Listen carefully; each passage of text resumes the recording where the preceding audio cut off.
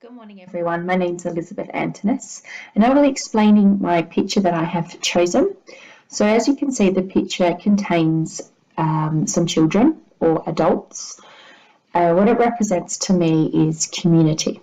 And underneath that heading, community involves a sense of self-regulation, self-awareness, moral development, and then you've also got motivation. So in the picture, as I said, you've got some bright, colourful characters, and above them are some bright, colourful speech bubbles. Each child or adult is showing different hand gestures, and the little guy on the end in orange is kind of just shrugging his shoulders and putting his arms up, going, to me, that represents he's just a little bit disconnected from the conversations, but also from that whole group. And it's important as teachers and as a community to have that strong connection with your students, but also with the students' parents. So community in a social and emotional domain is vital, and building communities within schools motivates teachers to progress with the children's development skills in the classroom, but also out in the playground. From their environments at home, it's important that we establish connections socially with the parents. That way we can get some sort of understanding of where that disconnection is coming from and how we can benefit that child's connection back within the community, but also making them understand and realising their self-awareness and where we can pick and kind of explain their self-regulation and how they can improve on it. So self-regulation is the skills of developing such as behaviours and teaching. So it's all about creating mindfulness within the child's mind. So I always thought that some great examples of incorporating some mindfulness into the classroom is classroom meditation, or we just sit and lie for a few moments and just think about the day and reflect. So reflection is always so very important, so the child can reminisce back on a very important time in their life and comparing it to now, just creating some awareness around themselves and around with others.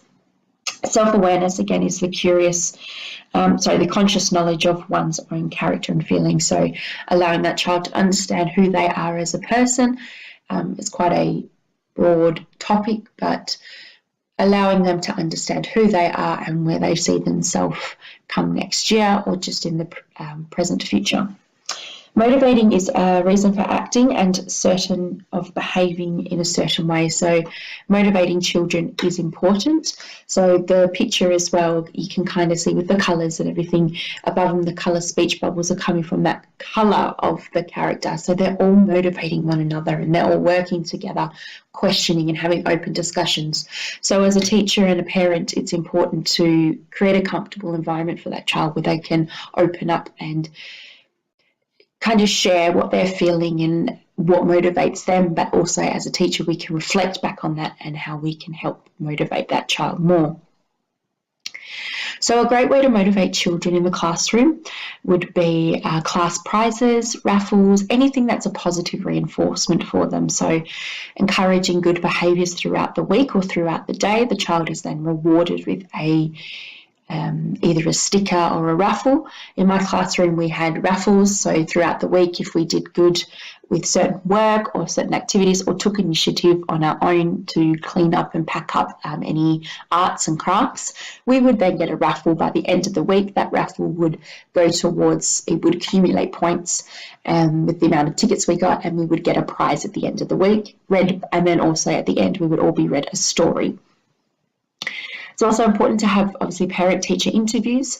As an example, this is also great because if the parents are having concerns with the child's behaviour, the teachers can all get together and help improve that child's behaviour and work on what they can do to incorporate into the classroom to benefit that child's skills.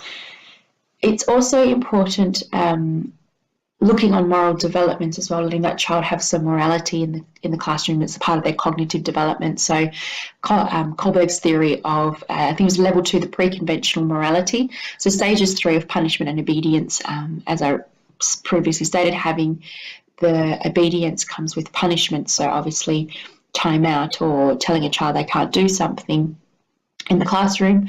This will obviously then gain some self-awareness of their actions, and also about having that positive reinforcement, so keeping that balance with the child too.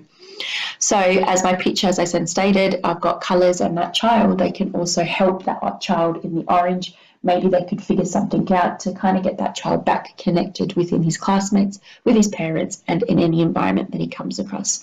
So I hope that kind of gives a little bit of insight as to my concepts of community and why it's important in the classroom, but also in any environment.